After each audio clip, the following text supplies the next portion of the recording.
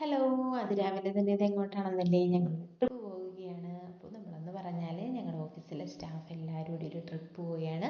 അപ്പോൾ നമ്മൾ ബസ്സിലൊക്കെ കയറി യാത്ര തുടർന്നു. കുറച്ച് നേരം കഴിഞ്ഞപ്പോൾ തന്നെ ഒരു പാട്ടൊക്കെ ഇട്ട് എല്ലാവരും നല്ല ചിൽ മോഡിലാണ്. അപ്പോൾ തന്നെ എല്ലാവരും നല്ല ഡാൻസൊക്കെ കളിച്ച് തുടങ്ങി. പിന്നെ നമ്മളായിട്ട് അവിടെ എന്തിനാ കുറയ്ക്കുന്നതെന്ന് കരുതി ഞങ്ങളെല്ലാവരും ഇറങ്ങി. എല്ലാവരും നല്ല രീതിയിൽ എൻജോയ് ചെയ്തൊരു ട്രിപ്പായിരുന്നു. അപ്പോൾ എങ്ങോട്ടാണ് നമ്മൾ പോകുന്നതെന്ന് ചോദിച്ചാൽ നമ്മൾ വാഗമണിലേക്കാണ് പോകുന്നത്.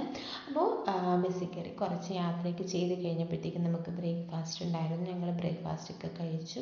അപ്പവും മുട്ടക്കറിയുമായിരുന്നു. അപ്പം ഉണ്ടായിരുന്നു, ഇടിയപ്പം ഉണ്ടായിരുന്നു, ദോശ ഉണ്ടായിരുന്നു, അതുപോലെ തന്നെ വെജിറ്റബിൾ കറിയും മുട്ടക്കറിയും ഉണ്ടായിരുന്നു. അതൊക്കെ കഴിച്ച് കഴിഞ്ഞിട്ട് വീണ്ടും നമ്മൾ യാത്ര പോവുകയാണ്. ഇപ്പം നമ്മൾ മൊട്ടക്കുന്നിലേക്കാണ് പോകുന്നത്. അപ്പോൾ പോകുന്ന വഴിക്ക് ഹൈ റേഞ്ചിലെ യാത്രയൊക്കെ കാണാൻ വേണ്ടിയിട്ട് ബസ് ഞങ്ങൾക്കൊന്ന് നിർത്തി തന്നു.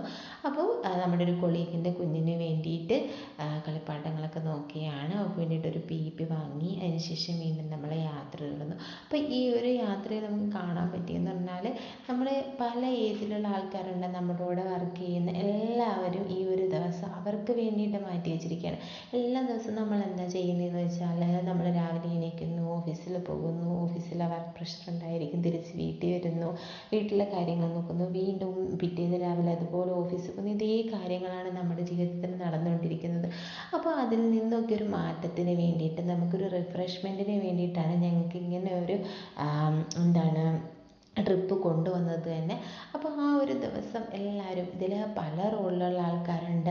അതായത് ഹസ്ബൻഡുണ്ട്, വൈഫുണ്ട്, അതുപോലെ തന്നെ അച്ഛനുണ്ട്, അമ്മയുണ്ട്, മക്കളുണ്ട്, അങ്ങനെ അതുപോലെ തന്നെ പല ഏജിലുള്ള ആൾക്കാരുണ്ട്. എല്ലാവരും അവരുടെ എല്ലാ പ്രശ്നങ്ങളും മറന്ന് സ്വന്തമായിട്ട് എൻജോയ് ചെയ്യാൻ വേണ്ടിയിട്ട് കണ്ടെത്തിയൊരു ദിവസമാണിത്. അപ്പം അങ്ങനെ നമ്മൾ മൊട്ടക്കുന്നിലെത്തി നല്ല ഭംഗിയായിരുന്നു. മൊട്ടക്കുന്ന് കാണാൻ വേണ്ടിയിട്ട് തന്നെ നല്ല ഒരു അറ്റ്മോസ്ഫിയർ ആയിരുന്നു. അപ്പോൾ അവിടെ എത്തിയപ്പോൾ തന്നെ നമ്മളെല്ലാവരും എന്ത് ചെയ്തു, ഫോട്ടോ സെഷനൊക്കെ ഉണ്ടായിരുന്നു. ഫോട്ടോസൊക്കെ എടുത്തു. പിന്നെ നമ്മൾ ഇപ്പുറത്ത് നിന്നപ്പോൾ തന്നെ നമുക്ക് കാണാൻ കഴിഞ്ഞത് ഒരു കാട്, അതുപോലെ തന്നെ അപ്പുറത്തൊരു കുന്ന്. അപ്പോൾ അതെന്താ അവിടോട്ടൊന്ന് പോയി നോക്കാമെന്നുള്ള ആകാംക്ഷയിൽ നമ്മൾ കുറച്ച് പേര് അങ്ങോട്ട് പോയി.